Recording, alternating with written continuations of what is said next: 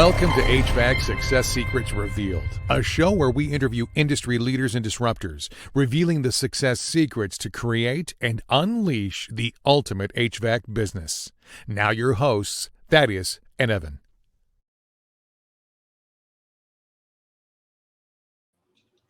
Hey, what's going on, everyone? Welcome back for another HVAC Success Secrets Revealed Whiskey Wednesday edition, where we have good conversations with good people, and any good conversation worth having is worth having drunk.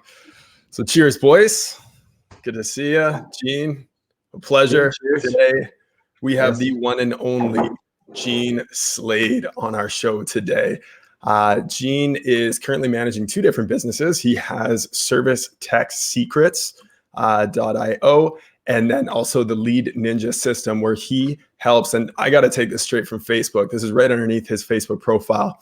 I help service techs and owners double their sales, income, and profits. I don't know too many service tech owners and technicians that would not at least be intrigued by that statement. So I am very excited to have you on the show here, Gene. Thank you so much for taking some time on a Wednesday afternoon to join us. Awesome. You are muted, by the way, and I can't unmute you. So there we go. Yeah, it's good to be here too, guys. Yeah, it's my pleasure. Awesome. So before we dive into too many specific questions here, first off, I'm curious, what's something that's really exciting right now about your business, your life? What can we celebrate? What is there to celebrate? Holy crap, I've got 5 kids and I haven't killed any of them. All boys. That is a huge win in the homeschooling COVID days. That's a massive accomplishment. And there are 4 different schools, so that's great. Nice, man. That's awesome. I love it. Cool. So let's dive in then. What's Service Tech Secrets? What's it all about? Service Tech Secrets is a place where service technicians and owners of businesses go for learning how to sell, not necessarily just the equipment. It seems like every sales trainer in our industry is teaching how to sell equipment, but nobody's really teaching how to sell all the other stuff, how to get all of the air pollution solutions that we know as IAQ, right? That's really my specialty. And that I used to own an air conditioning business, and that was really what we did with that company. We were focused on service, indoor air quality, and we didn't really chase the replacement like everybody else did. And doing that, we were still able to become one of the fastest growing companies in the country. So I think we did $15 million just in air pollution solutions in 6 years. Wow. So it was pretty cool. And so today, I mean, and that for me, we end up getting to make a massive impact all over the country because we're helping technicians help clients get cleaner, fresher, healthier indoor air, live a better life, feel better on a daily basis. So super, super satisfying, not only on that front, but also to watch guys come into the program and 2X, 3X, 4X. I've had guys who have 10X their average tickets in a matter of 60 days.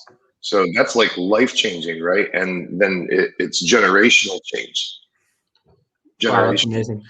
It's actually funny. One of the questions that I had down that I wanted to ask you was, how do you increase your average ticket with ease? And I know we obviously don't want to give too much away from your training program itself, but also hello, Jason Julian. He says hello to us as well. So, but if the big question, when you're seeing people have those returns, what are some easy wins that somebody can do to increase their average ticket right off the hop? Well, you talk about easy, easy, hard. We really just make that up inside of our own heads, right? Show me easy. Show me hard. Okay, yeah, ha ha ha ha. We're gonna laugh at that one, right? But it's completely made up. People. Oh, we lost you again. The muted part. I think. Yeah, I hit it with my hand. I was like, got excited. People think it's hard, but they're making that up in their own head, and it's because they don't know what they don't know. They don't know how to do it, so they assume it's hard, but it's not hard. It can be done in a week or 2 or 3 weeks. We see it happen all the time. It's people getting the right information. But and I don't have a problem with sharing as much as we have time for here, because I mean, my guys, they sign up for a year in our program and they still can't learn everything, right? So I would say that the first thing that you want to do when it comes to selling accessories and actually getting money on jobs that you otherwise wouldn't get money on, right? Because let's face it, in the HVAC field, there's probably only 1 out of every 10 or so that we're going to run that's really a candidate for replacement. 2 if we're lucky, right? So that means you're running a whole lot of calls for not a whole lot of money on most of the calls, hoping to hit a home run. Right? Yep. What if there were a world where on every single call, even if we weren't talking about replacement equipment, we could have an average ticket of $1,500, $2,000, $4,000? Would that change the game for people? Right? Would that change the game for the industry at a 65% gross margin? Right? And we're able to pay our technicians a lot of money on that kind of stuff. So if we were going to just get into what I think the most important thing would be, it would be learning how to establish a need for the things, right? So for instance, a surge protector. That's a really easy one for everybody to start with, right? Because clients, it's mainstream. They've got one on their television, or they've got one on their computer, or they've got one somewhere around the house. And if they don't, they got a laptop, that little box in between. Did you know that was a surge protector, right? So it's an easy thing for technicians to talk about. They don't have to have a whole lot of people. They don't have to have people selling them on whether or not it's important, right? They see shit happen to air conditioning systems all the time, and they know that it's important. So I would start out there, and I would start out learning how to establish a need. Now, what do I mean by that? I mean by make people hate the way the system is right now. Okay, that's what Charlie Greer used to say. He was one of my mentors. He said, you got to make them really uncomfortable with the way that things are, or make them hate the way things are right now. So I have people do this with me all the time. I had 2 guys that I've never met yesterday that both came on a Zoom with me, and I asked them to sell me a surge protector. And inevitably, they puke all over me, right? Like they talk at me. Have you ever been having a conversation with somebody that talked way too damn much? And about 2 or 3 minutes into the conversation, you kind of just fade out for a while and go on a date trip. Every conversation with Evan. Right? No, I'm kidding. I'm kidding. For crying out loud. So you think that doesn't happen to our clients when we're talking in a language that they don't even understand? We're talking about the flux capacitor and all this other crap while we're out there. And you wonder why you lose people, right?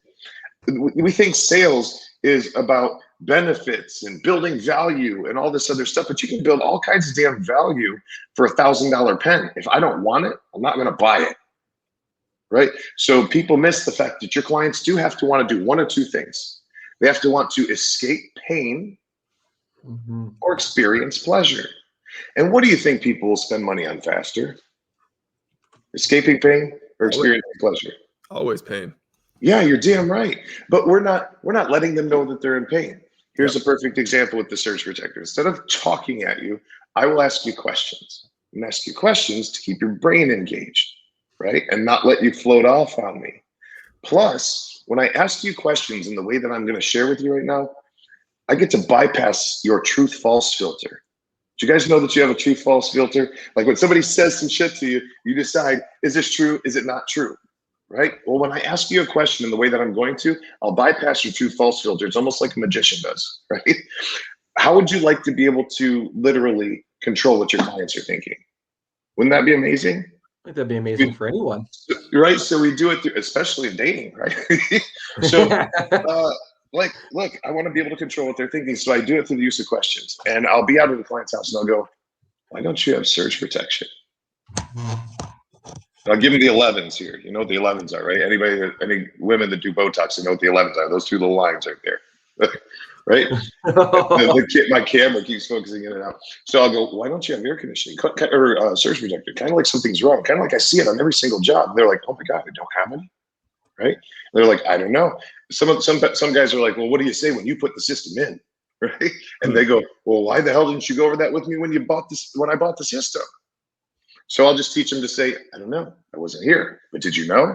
And then I'm going to ask them a question. Did you know that we get over 800,000 cloud to ground lightning strikes a year here?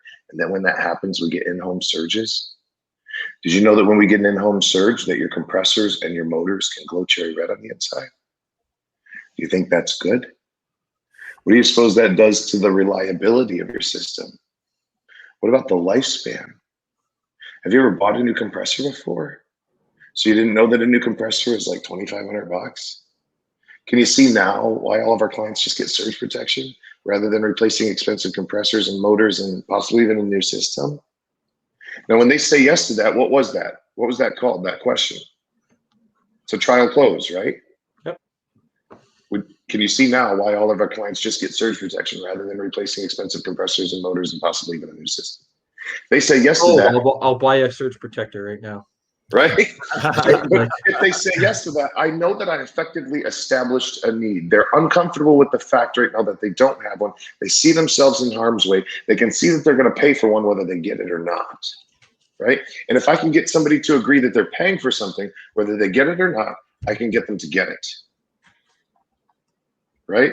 So that would be my number one advice for people, is to learn how to do that. Learn how to ask questions. This is the first step of our sales process. Okay. It's called E, establish a need for everything that's on your list. We have an acronym, 5-step acronym. This is the first one. We won't have time to get into all of them, but this is probably the most important one, because if you've been out on a job and it seemed like the client was disinterested in what you had to say, it's because they didn't give a shit. Right? They could care less. They're not concerned. There's no pain. There's no hot buttons being hit. Okay? So we do that with turning statements into questions, right? Instead of giving clients all of your information, instead of puking on them and putting them to sleep, for Christ's sake, ask them questions. Take that information and change the first 3 words. Ready? Here, so I got cameras all over, right? Change the first 3 words. Add these 3 words to all of your information that you give clients. You ready? Did you know? Were you aware? Do you suppose? Would you believe? So you didn't know? So you weren't aware? And then give them your information. That's all that I was doing when I was doing that surge protection script. It's not hard. People think it's hard, but it's not hard. You just got to spend some time. It's going to take something of you, right? It's going to take shutting off the television, motherfucker, and actually do some training for your future, right? How about you take your life and your family's life seriously, right? Toughen up, buttercup. Let's go. It ain't hard. It's time to rock and roll. So invest in yourself, invest in your future. Every damn technician that's behind this, or even Comfort Advisor, you guys have got at least an hour and a half to 3 hours behind your windshield every day. And what are you doing with it? What are you doing with it? Are you listening to country music? Are you listening to some podcast that's not feeding you or your family? How about you actually put something into your brain that'll actually make you money? Do you know that you can get the equivalent of a 2-year degree in 1 year behind your windshield? I talk to you guys every day. I know you got an hour and a half to 3 hours behind your windshield. Do you think that country music artist gives a shit how you're feeling when you walk into your call? Nah, radio's the bubble gum for the ears. It doesn't do anything for you. And you hear artists all the time saying, I just want to make the people feel something. Right? You think they care if you're happy, sad, mad, or glad when you go in there?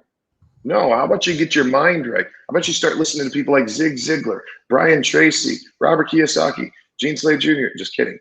You're listening to people on a daily basis, and in our club, in our Service Tech Secrets group, that's what everybody commits to. They commit to at least 30 minutes a day of training inside the platform while they're driving behind that wheel. It's downtime. It's unproductive time. You ain't making no money. You might as well feed your brain so that when you get to that call, you actually have a chance of success. You know what I mean? 100%. So wanted to, Eric had a question. Do another radio Eric show says for me. do another radio. Yeah. I actually used to do a radio show for him. Nice. Yeah. So well, I'm kind of curious though, because I mean, he asked that. What's the radio show all about? That was actually a really, really cool thing. When I owned my own business, the way that I generated my leads, like I was fired with a 5-week-old baby boy. I was managing a company in Tampa. I had helped build it from $1.5 million to $8 million in 3 years. And they found out that I passed my contractor's exam on accident. And so they fired me. I had $100 to my name, a 5-week-old baby boy, and a non-compete for 50 miles. I was screwed. Like I took out 20 credit cards, bought 2 trucks before the bank realized I didn't have a job, and started my business. Right. And that business, after I built it, I had built it off these radio shows where I'd get on conservative talk radio, the Rush Limbaugh stations, Sean Hannity, Glenn Beck, and I'd buy an hour a time. Right. And then I'd get on there and I'd talk about the importance of maintenance, the importance of tune-ups, why people want to do that. I'd talk about air quality. I'd talk about carbon monoxide. And that was a massively successful thing for me. I was generating over 2,000 new customers a year with it. And so when I sold my business, I didn't know what the hell I was going to do. I went into semi-retirement. Like 6 months later, I'm like, aha, I'm sitting on the couch one day because I got a non-compete. I sold my business to Louis Bruno. And so one day I was like, aha, I got it. I'll sell my radio show. I'll sell what I was doing, generating leads for other people. And every time the phone rings, I'll make money. I always dreamed of laying in bed with my kids on a Saturday morning and making money, the cash register ringing, right? So I took my best scripts for my radio shows. I wrote a radio show. It was 27 pages long. I recorded it and I sold it to other companies around the country, and I would do the radio show for them. And Eric was one of my clients that called me. He was in Dallas, and the very first weekend that we launched the radio show for him, we got 82 call-ins, 82 customers in an hour. Call him for maintenance. He's like, turn the motherfucker off, man. Can't handle it. Yeah, so it was quite crazy. Dallas is a really cool market, but that's how I started Lead Ninja after I sold my contracting company. And then I was generating all these leads for contractors like Eric, like 1,000, 2,000 leads a year, and their guys weren't closing them. Right now, I'm getting the call. These leads suck. I'm like, what the hell are you talking about? They're from conservative talk radio, right? They're 35 to 55, middle to upper income with extra disposable income. You ain't got a marketing problem, bro. You got a sales problem, right? And unfortunately, at that stage of the game, I didn't want to do sales training anymore. I was kind of burned out from building my company. But I really didn't have a choice. So I was kind of forced back into the sales training space. And today, 90% of the revenue from my businesses comes from that sales training space because we have such massive freaking results. But we're expensive, right? It's 35 grand as of today for me to come spend 4 half days at your shop. So from 8 to 12, 4 days in a row is 35,000, right? And the reason I did that is because I've got to limit the amount of customers that are hiring me for that service, right? Because I'm only one person. I got 5 boys, I told you earlier, right? They need daddy at home. I can't travel more than once a month. So I keep that on-site list pretty tight. Oh, it makes sense. And, even like some of the sales training stuff too, that, I subscribed up into your initial newsletter that you get, and getting the first one, the top 5 reasons, service technicians struggle. And it's a real thing, in terms of that, like you can send as many leads as you want, but if you can't sell, then you've essentially just wasted your money, on some of that. So investing into that. But I did want to dive into, some of that in the top 5. I'm not going to necessarily give all of them away on the show, but obviously if somebody wants to go ahead and subscribe to that, they can actually go here. I got so much shit to give away, man. You give away as much as you want. I got perfect. Well, then let's go. Away. Let's drop all 5 that are in there. So servicetechsecrets.io/free-cheat sheet. If you want to get that. So servicetechsecrets.io/free-cheat sheet. I was about to say .com, but it's already .io, so don't have to worry about that. So I want to drop one other thing. If anybody that's watching this, I have a heart for technicians, and I have a heart for business owners that own these types of businesses. It's a tough trade. For anybody who's on here, or that watches this in the future, I'm going to extend the offer that if they want to have a 30-minute consultation, just to talk about their business, I won't let them buy anything when they talk to me. It'll be completely off limits, but I'd be willing to give anybody who responds to this and says that they saw it on HVAC Revealed Success Secrets, that I'll give them a half an hour of my time. It's ordinarily $4.97 for that. So I'll donate that for anybody who reaches out to me. DM me through Facebook or whatever, and I'll spend a half an hour with you just helping you for free. And the people say, why would you do that? Well, because I think I can help you, and in the future, I'll probably charge a lot of money. Right? Well, it's a free marketing audit and analysis, right? By the way, to get in touch with Gene, facebook.com/Gene Slade, J-O-J, not J, Yeah, everybody does that. G-E-N-E. I actually have a typo in that. No, because I took that direct, I copied and pasted that. So it's Gene S. Slade. So there's 2 S's in there. Just as if you are listening to this, facebook.com/Gene S. Slade, S-L-A-D-E. So is that actually it? I'm going to double check this right now because I sure as hell hope so. Because I copied and pasted it directly. Yes, it is. I copied and pasted it directly from your Facebook link because I went to the profile. I'm like, I'm just going to copy and paste. So it is in fact Gene S. Slade. Likely there was probably already another Gene Slade, so you had to add an S in there. So the real Gene Slade, please stand up, right? Yeah. So cool. So one of the questions that I had, and we can kind of dive into some of this. Before we jump into that, do you mind if I hop in and say something real quick? Yeah, man. Sweet. So one of the things, and like I've done all kinds of sales training over the years, and I mean, Thad and I first met at a direct sales company. But one of the things that I noted that you did amazingly well when you were asking your questions was the change in your tonality. And you sounded, and this is straight from fucking Jordan Belfort, sharp as a tack, right? Mm-hmm. You were an absolute authority in your field when you're coming at them with that kind of questioning. So every technician needs to go back and listen to those questions again, and not only listen to exactly what he's saying, but how he is saying it, because it is so impactful and it is piercing through, like you said, the true false meter, but the bullshit meter. Yeah. Exactly what you're cutting through when you're talking to a customer in that way. There's no BS. It's straight truth. And I'm coming here to deliver real value to you. And this is how I'm going to do it. It was incredible to know. What is it? I really wanted to point that out. How much of our guys, I think you're probably talking about tone, inflection, enunciation, right? Yeah, exactly. So do you guys know how much of our communication is actually body language, tone, and inflection? And then how much is actually the actual words that we say? Like the words are important. 93%, is it not? Yeah, it's anywhere, depending on the study, anywhere between 85 to 93% is body language, tone, and inflection. So it's one thing to have a script. It's another thing to make it yours. Yes. And when I say make it yours, I don't mean change the words. No. Right? I mean, make it sound like you. Right? Practice it enough until it sounds like you. So there's a yeah, big difference between knowing the lyrics and knowing the music. Yeah. Amen to that, brother. Amen. Yeah. So like the song that I was kind of humming along when I was watching one of your videos. I was watching one of you guys' videos in your guys' group before the show, and that song's been stuck in my head for like the last hour. So sorry, just making a note on that because that was some good stuff that we had there. So obviously the top 5 reasons that service tech struggle, that was one of them. You kind of chatted a little bit about the script and such, and having that, owning your own script. But in terms of, I'm a numbers guy. I'm just for the record, hang on, for the record, I would not suggest people write their own scripts.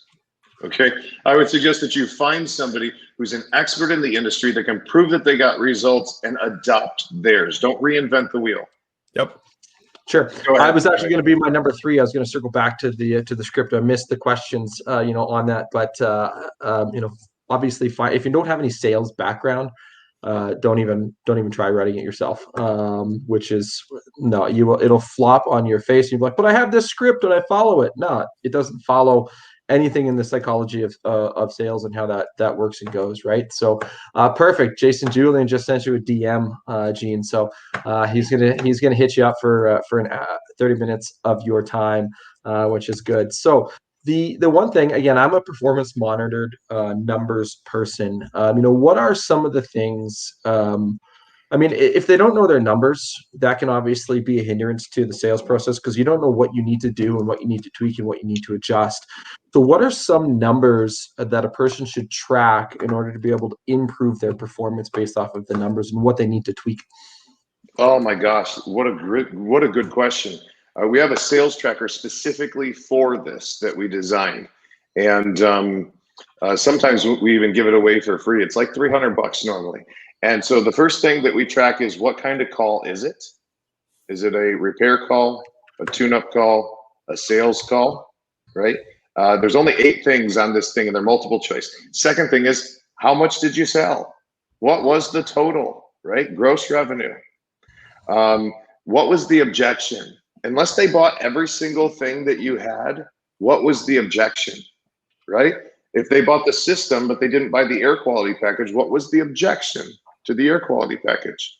I want to know that. It could be one of maybe 8 or 9 objections. Was that the price was too high? It was too expensive? They didn't feel that they needed it? What was the reason? Okay. What could you have done better? Right? I could have followed the script.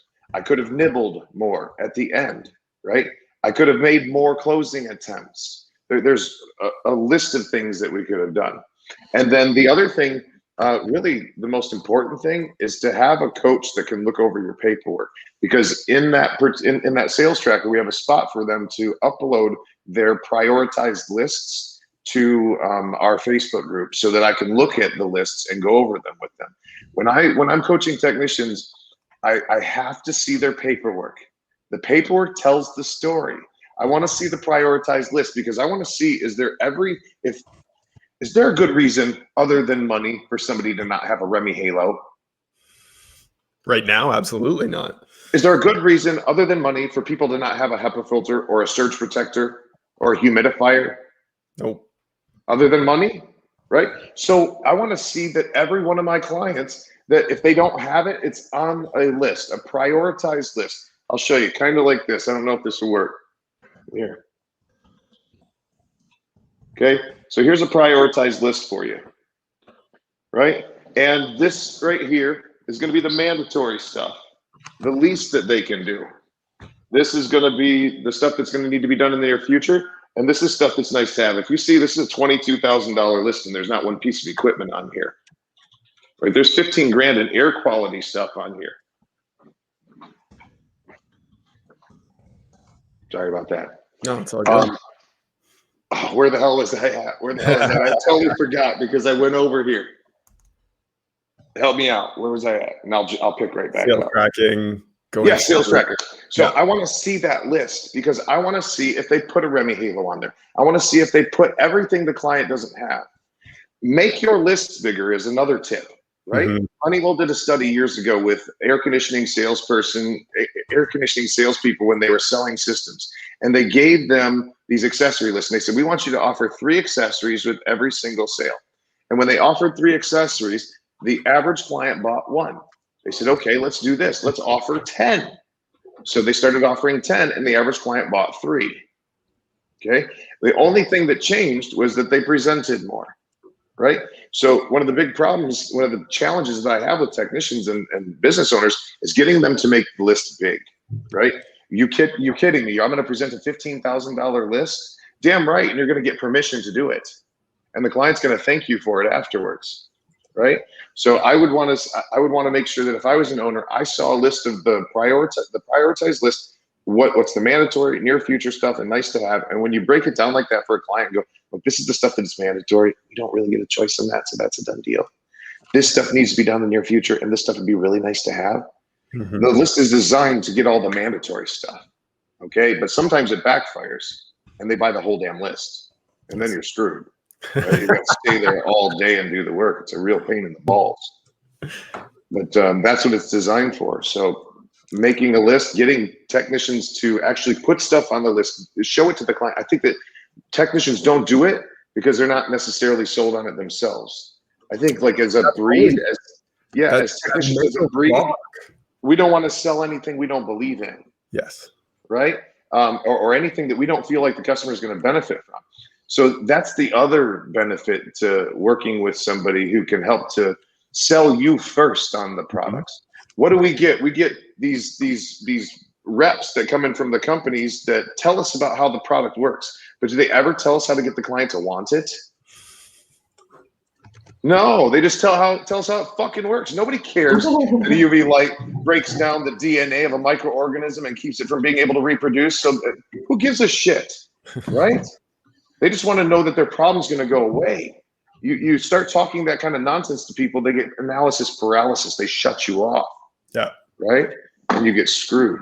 Right. Well, that was the Facebook Live that you did 2 days ago, talking about features and benefits, right? The feature is it kills all the bacteria. The benefit to you is, what does this mean to you? Yeah, right? it means that we've had clients that have told us that they have less depression. They're not sneezing as much. They're not coughing as much. They sleep better. They've got fewer trips to the doctors, fewer sinus problems, less being poked, being prodded, less, waiting in the waiting. Why do I got to wait in the waiting room? And then I got to wait in the exam room. Then I got to wait at the pharmacy. Why does it take 3 hours to put 10 pills in a little bottle? Right?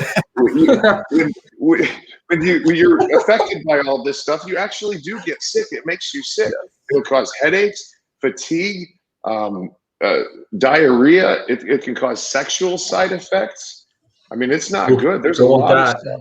No, hell no. I can't afford any more of those. Well, anymore. Oh man, that's cool.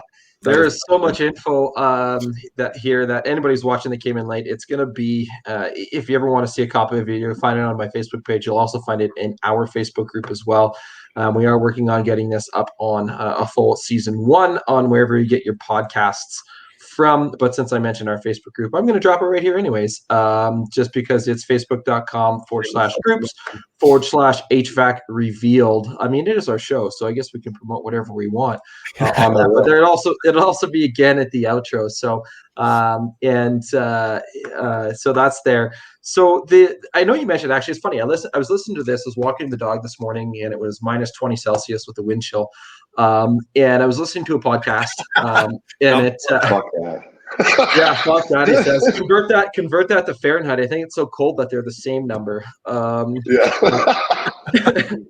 It's funny. I've long since wondered. I'm like, why do I still live in Canada when it gets this cold out? But whatever. Because Canada doesn't have Biden, so yeah, not worse. We have. I just screwed myself there with some technicians. Yeah, we have Trudeau, so it's all good. But anyways, we don't need to get into the political side of things. But one of the things was, and I know you mentioned it as kind of one of the tips was, what could you have done differently? What can you look over?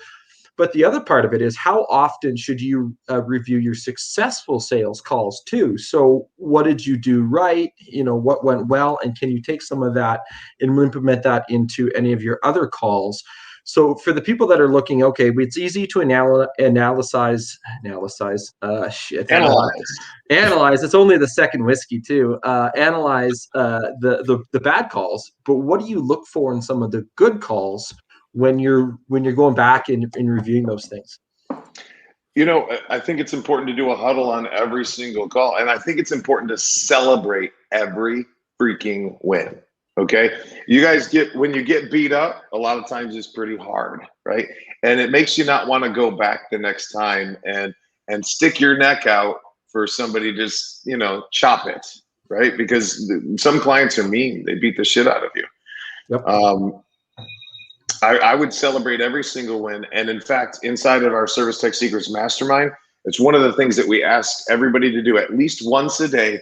Jump on a Facebook Live inside the group and share a success with us, the whole success story, because a good salesperson is a good storyteller. All right. They don't realize I'm reverse engineering things with them. I get them used to being in front of a group of people and telling a story. Good salesperson is a good storyteller. And listen, if you didn't have a success, share your shitty day. Share the failure. Share, I got kicked out of a house. I said this and she slapped me, or whatever it is. Share the good, share the bad. And this is one of the amazing things about having a group like that to be in, is that when you have a bad day, people come and they lift you up, right? And they help you. Unpacking each of your calls is massively important. So important that it was one of 2 accountability pieces that I had when I owned my air conditioning company. The first one was you had to make a prioritized list, like I just showed you, on every single one of your calls. And you had to turn in a copy of it. If you didn't turn in a copy of it, I'm not paying you until you turn in a copy. You know the rules. It's what it is. I'd have guys go, but boss, I didn't do one. Well, you better do one. Otherwise, you can't get paid on that call. Right. And eventually they just started doing the prioritized list and presenting them to the customers. I knew that it would work eventually. Second thing if they were going to get a zero tickets are the killer of our self-esteem. They're horrible. They're one of the worst things that you can fall victim to, accepting them. So all my guys, if they were going to get a zero ticket, they had to call me before they left the job. Otherwise, I wouldn't pay them for the job. And I would coach them. I'd say, what has happened so far? What'd you say? What'd they say? Okay, I think I understand what's going on. Go in there and say this. And 50% of the time, we tracked it, about 50% of the time they would come back with a sale, where before they weren't going to make a sale. Okay. And I don't care if it's $100 sale or $10,000 sale. A sale's a freaking sale. I feel good about it when I leave. Okay. Yep, I feel bad when I don't. Right. So celebrate every win, celebrate every capacitor, celebrate every drain tablet you sell. Okay. Because they're saying yes to you. Right. Yep. And it builds your confidence. confidence. It's using the law of attraction. Yeah. You're putting that stuff out there. When you share those success videos and stuff like that, you're putting out there into the universe that you are a success, and more of that's going to come back to you. And we see it every day. Yeah. So on that, I know you mentioned part of that, it's tough on the psyche sense. So what are some things that that you do to help guys when they have the no, right? Because we're all in sales. Like I'm in sales, Evan's in sales, you're in sales. When we hear the no, it is deflating. And if you hear it enough times, you almost can kind of lose some of your mojo in a sense, and and it's the game between the ears, right? I'll open the mind. So what are some things that you've noticed and that you've coached people on to help overcome those no's, to gain some of your confidence back if you've had a bunch of no's in a row? That's a freaking awesome question. It reminds me of a story. So I'm sitting in Naples, Florida, pretty nice area, right? And I'm sitting outside of this condominium, 2-story condo complex, not the greatest condo or anything like that, but I'm getting ready to go present an $8,500 split system, like 13 SEER vertical, 2.5 ton in the closet. And I'm getting ready to go up, and it's a husband and wife I'm dealing with. And all of a sudden I got that feeling right here. You ever get that feeling in your stomach before you go to present something to somebody, before you have a big meeting, before a big sporting event or whatever? The butterflies, you know what I'm talking about, right? I started to get the butterflies, and I wasn't feeling good. I was worried. And I said, God, this is not good. I knew about the law of attraction, but I didn't really realize I was practicing it the wrong way at this stage of the game. And I went, God, I'm feeling like shit. I'm feeling sick. I hate feeling this way. And it occurred to me, I was thinking about all the things I didn't want. I was thinking about the no's. I was thinking about the objections. I was thinking about them not trusting me, not believing me, not buying from me, right? And that mindset is a huge one. They can read it. It's like a dog, man. They can sense the fear, right? And so I went, okay, look, the law of attraction says that whatever you think about, you bring about. Whatever you focus on, you get more of. What is it that I want? Because right now I don't want what I'm thinking about. And I went, I want everyone to trust me, and I want everybody to buy from me. And at that moment, I decided that I was going to create a new dendrite, a new neural pathway. I don't know if you guys know this, but a thought's an actual thing. It's an electrical impulse, right? And if you think a thought over and over and over again, did you know that it actually burns a pathway through your brain called a dendrite? And that dendrite is no longer a thought anymore. It's a belief.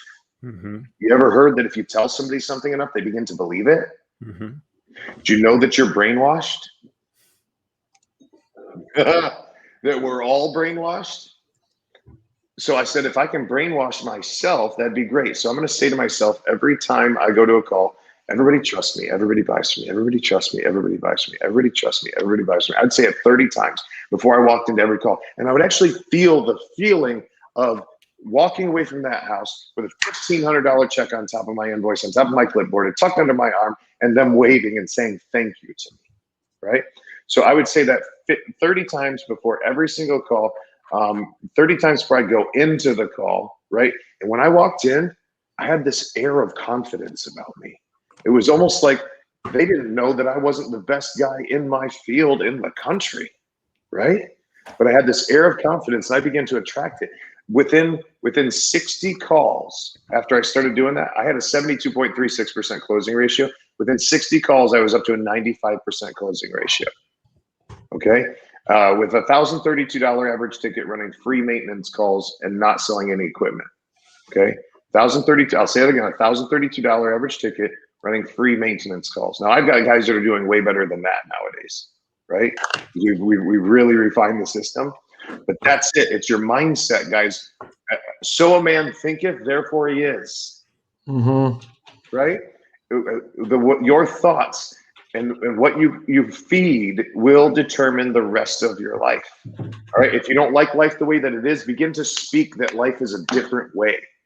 Right. And if you feel like you're lying to yourself, like you guys have heard of affirmations. Everybody's heard of affirmations. Yeah. I was about to say, I'm like, you're talking affirmations, you know, and they're such a powerful thing for somebody to be able to just reaffirm. There's a problem with affirmations, though. There is. There's a real problem with them, and that is that the brain thinks we're lying to ourselves, right? It's like we're telling ourselves a lie. My kids, every night we do affirmations, and all 5 of them just yell back down from the balcony. I'll stand in our lower great room, and they're up on the balcony, and they'll repeat after me: I'm kind to others. I'm smart. I'm important. I'm determined. I am disciplined. I'm persistent. I'm creative. I am passionate. I'm full of love. I'm made in God's image. Like, we'll just hammer it. But when we start saying that, let's say we want to affirm that I'm a millionaire. I'm so happy and grateful now that I'm a millionaire. Well, guess what? My brain says I'm not. Right? So I feel like I'm lying to myself. So I picked this up from another mentor. He says you have to add to the front of your affirmations, I love the thought that. Because that's true. I love the thought that I'm a millionaire. I love the thought that I have over 10,000 people that are in my program right now. I love the thought that I make $150,000 a year, whatever it is. I love the thought that I vacation with my wife quarterly. I love the thought that my kids are A students, right? I love the thought before your affirmations, and your brain will accept it as the truth, and it's a faster way to speed up the progress of what's going on with affirmations. I believe in affirmations, 1,000%. I've seen it work in my life, but if you want to turbocharge them, add to the beginning of your affirmations, I love the thought that. Okay? Well, and when you add emotion into it as well, and even when you start moving your body when you're doing it, you know, when you're just sitting there quietly reading it to yourself, there's no emotion into it, and your body traps feeling and memory to emotion. That's why, you know, physical abuse is something that's so traumatic for people, because it stays in the body in different parts. And so when you're able to... Yeah, mine stayed in my ass from all the beatings my dad used to give me. With the old paint sticks, right? Not the black PVC pipe. That's round one. You know what I gotta say about here? This one's for you, Dad. Here you go. Ready? No, I'm just kidding. I'm so grateful for my father. Without him, I wouldn't be here where I'm at today. So not to take away from that. I mean, I think my special thing for my dad too. But I just noticed when you took, you've been drinking out of that cup the whole time, that it's got a big middle finger at the bottom of the cup. Like, it took me until just now to see that. So Evan, I don't know if you missed that, but but he's been drinking out of it the whole time. Like, best boss ever. Yeah, fuck you. It's from Christmas. So my girlfriend got it for me for Christmas. That's a hilarious cup. I like that. So question from John Dixon. We'll throw this one up there. Have you ever worked with SBE, hearing pieces of their system? So I don't know what SBE stands for, but you might. SBE. John, if you want to elaborate on what SBE stands for. So here's what I can tell him. I have been through the Train Boot Camp. I have been through the Success Academies. I have been through Charlie Greer Sales Survival School. I've been through so much different sales training. The Airtime 500 stuff. I managed a company that was an Airtime 500 company and went through all the training that they had. Man, if it's been trained, I've just about been through it. I've been through Todd Lyle's school. Yeah, pretty much everything. So yeah, there's a blend that you pick stuff up everywhere, right? And then you use it in the field and you see what works. And then all we've done is taken the stuff that worked absolutely the best and scripted it out. And go ahead. Is all of the stuff that you're sharing, honestly, like, no, I'm not shitting you at all. It's the same shit that I learned as a 19-year-old kid selling Cutco knives. Yes. right? Like Yes. that's everything that you said in the video on Tuesday or Monday, I guess it would have been, that I watched. Everything that you just shared now, like all of it is, I'm like, fuck, flashbangs constantly of memories from Cutco, right down to the wish list, right? Let's build out the wish list. And hey, don't worry about it, Mrs. Jones. Like this, you don't have to get everything on it. We're just building out the wish list of, if you could have it, what would it be? And this list was $5,000 worth of knives. And it's no wonder that I walked out of there with an average sale of $1,000 selling kitchen knives. Like, this isn't compressor. Hey, I bought the Cutco. And not only that, not only did I buy the full block, the biggest block they've got, I bought shit for family members. This Christmas, I sent out $500 in Cutco to family members. Nice. Your rep must be happy with you. Yeah, he likes me. That's a little bit. Oh, I love it. It's the basics of sales, and it's applicable across the board. And I went from selling Cutco. I was headhunted and asked to come and sell HVAC, and I walked into that part-time, and I was number 2 in the company, behind the number 1 guy. Averages across the board, we were the same, but he was doing it full-time. So of course his numbers were higher, but I was crushing guys that were full-time simply because I knew how to sell. And the only reason I took the job was because I felt like, well, I can only sell because it's Cutco, and not because I'm actually good. And I walked into there and I proved myself wrong, which was always fun to do. Sales is not something that's difficult. It just takes something. It takes time. It's a craft, just like any mechanical craft. You got to learn how. You want to learn how to replace an engine. You got to learn. It's the same similar processes, right? It's just takes time to learn it. Is all. It takes some commitment. And they say anybody can do it. I don't know if that's the case. I think there are some people that are lean towards that. Like if I was going to hire salespeople, I would do disc profiles on them. I'd be hiring high D's and high I's and stuff like that, right?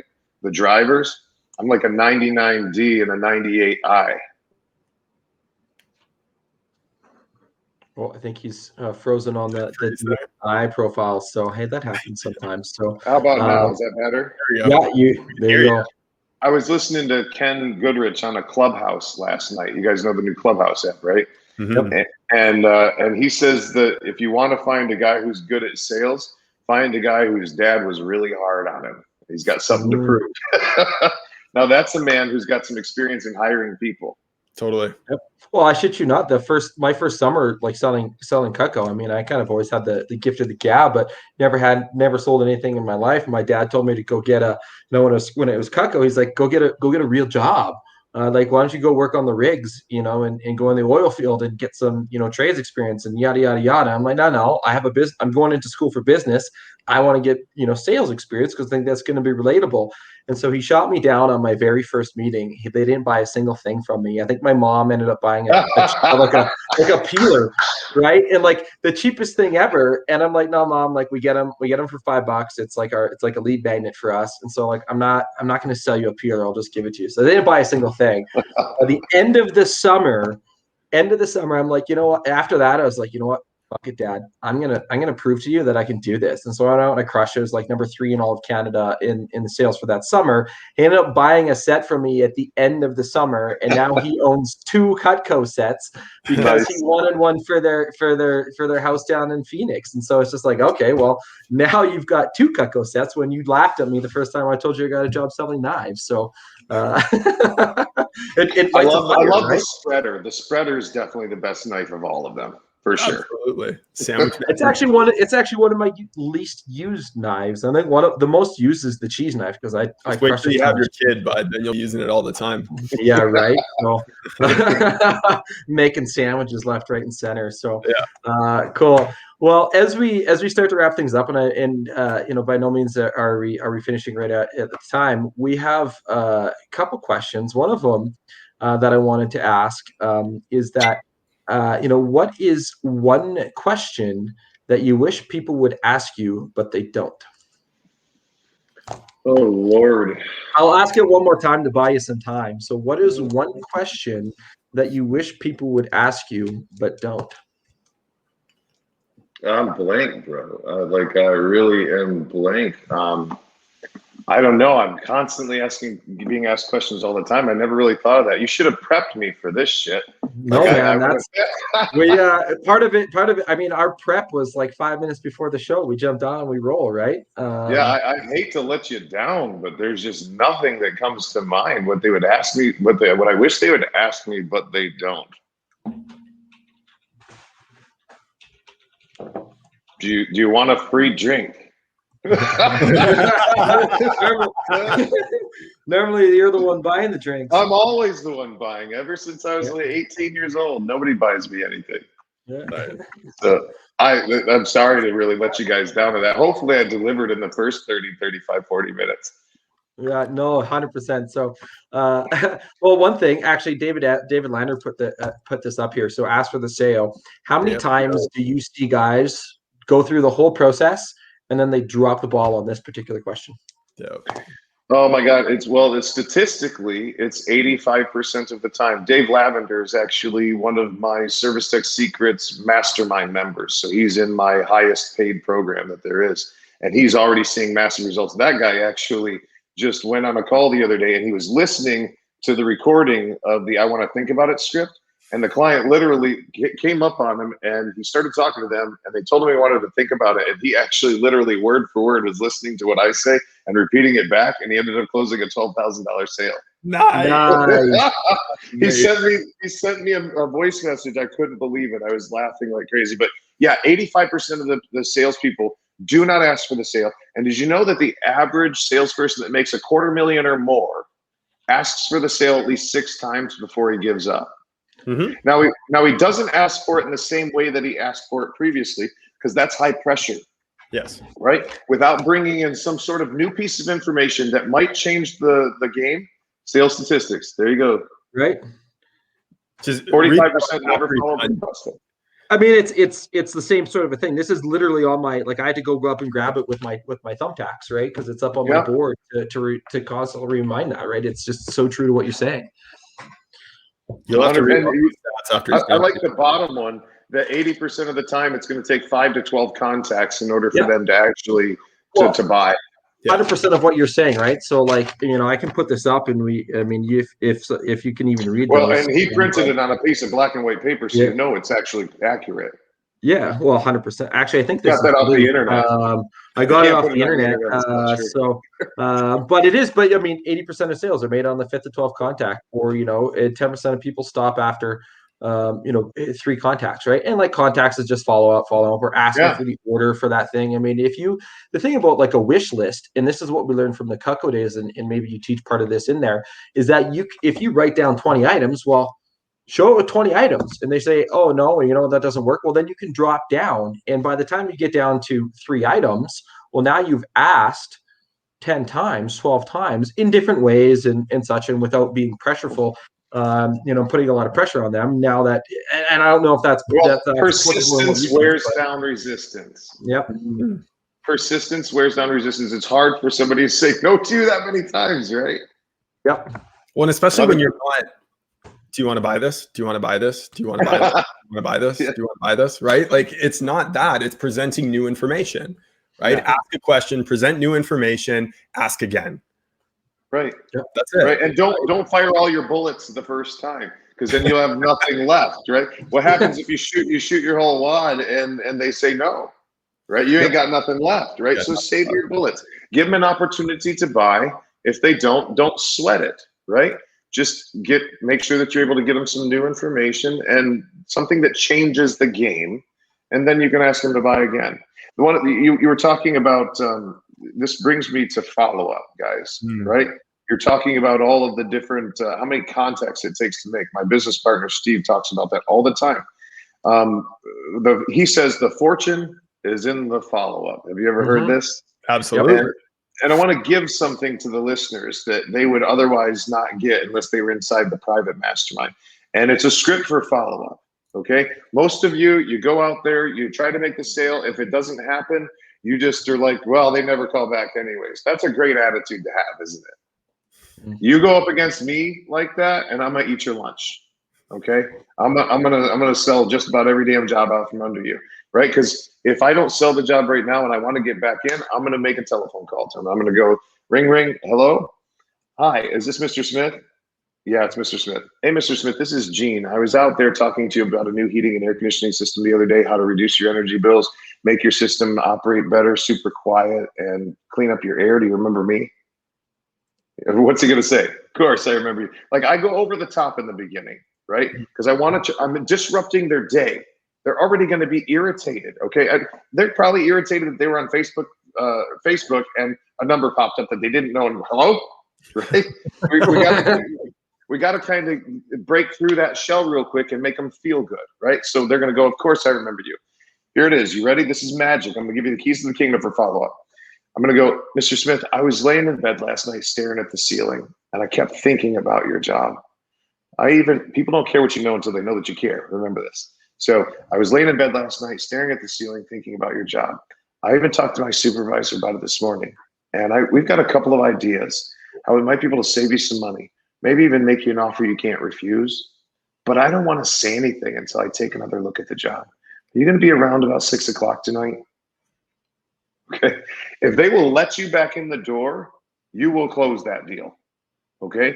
But you've got to go word for word. So I want you guys to rewind the tape. Okay. And write it down word for word, learn it word for word, because if you screw up one word in here, it can change the whole meaning of the word. And I'll give you an example here in just a second. Right. So I was laying in bed last night, staring at the ceiling, thinking about your job. Ooh, he was thinking about me. I even talked to my supervisor about it this morning. Oh shit, he escalated, right? And we've got a couple of ideas how we might be able to save you a little bit of money, maybe make you an offer you can't refuse. Ooh, that's interesting. I might let him back in the door for that, but I don't want to say anything until I take another look at the job. Oh shit, I can't get it out of him now. He's got to come over. You gonna be around about 6 o'clock? Yeah, I'll be there. Okay, cool. See you then. Right? So follow up. If you can do that, you'll get back in the door, and chances are pretty good that they're going to buy. If they'll let you in, they like and trust you enough. Yep. Okay.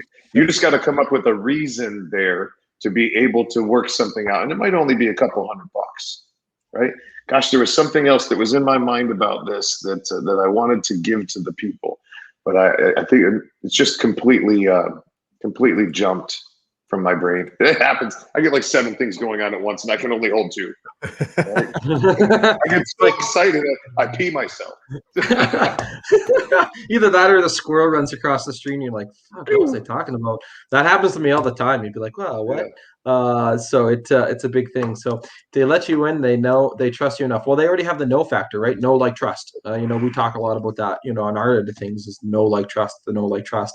And having that establishment there, as well, helps lead to that sale when you have that. So, well, Gene, I'm sure that we can I push back on the like part, though. Can I push back on the they have to know, like, and trust you? Like, I don't think people have to like you in order to buy from you. I think it helps, but they don't have to like you to buy from you. Would this be a good referral or not? You go to somebody and you say at work, you go, hey, who does your air conditioning? I got this air conditioning problem. And they're like, hey, call Gene Slade. Okay. I should tell you in advance. You probably won't like him. Okay. But he will do the most amazing job for you. You'll never have to worry about whether or not it was installed properly. He'll give you good service after the fact. Would that be a good referral? Yep. They don't have to like me. I've done plenty of business with people that I was sure didn't like me, but they bought. They trusted me. They need to trust you. You need to have some rapport.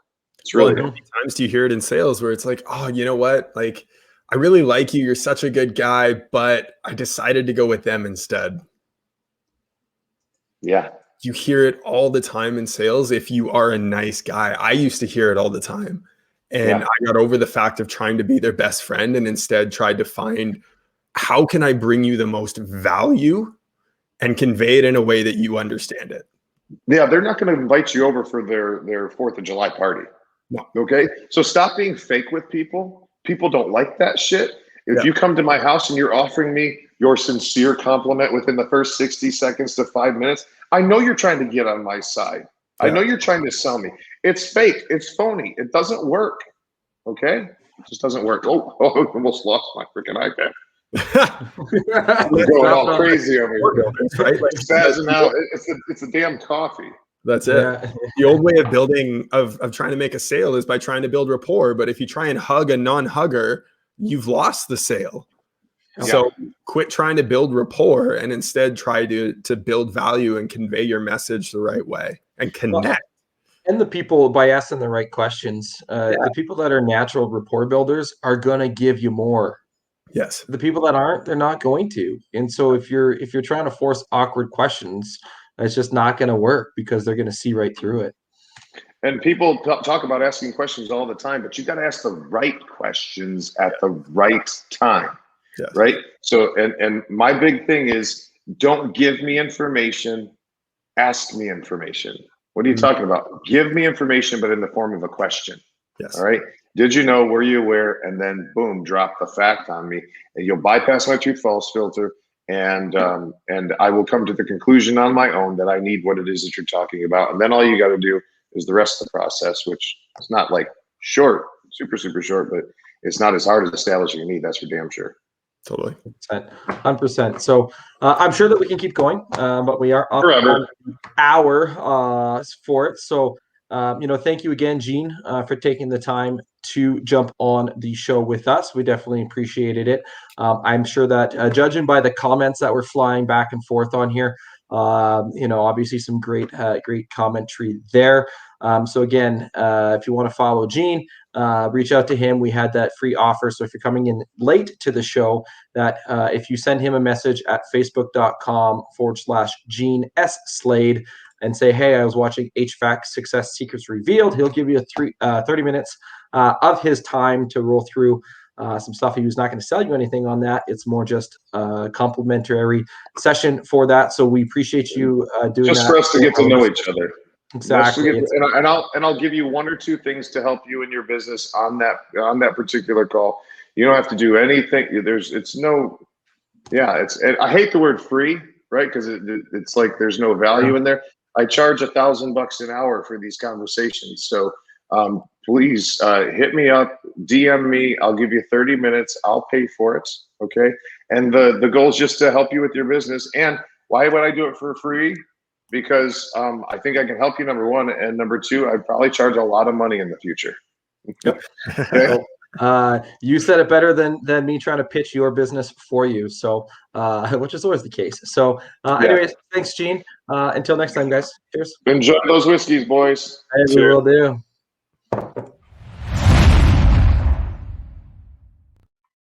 Hey, thanks for watching another episode of HVAC Success Secrets Revealed. Before you go, join our Facebook group. Facebook.com/groups/HVAC Revealed. That URL one more time, Facebook.com/groups/HVAC Revealed.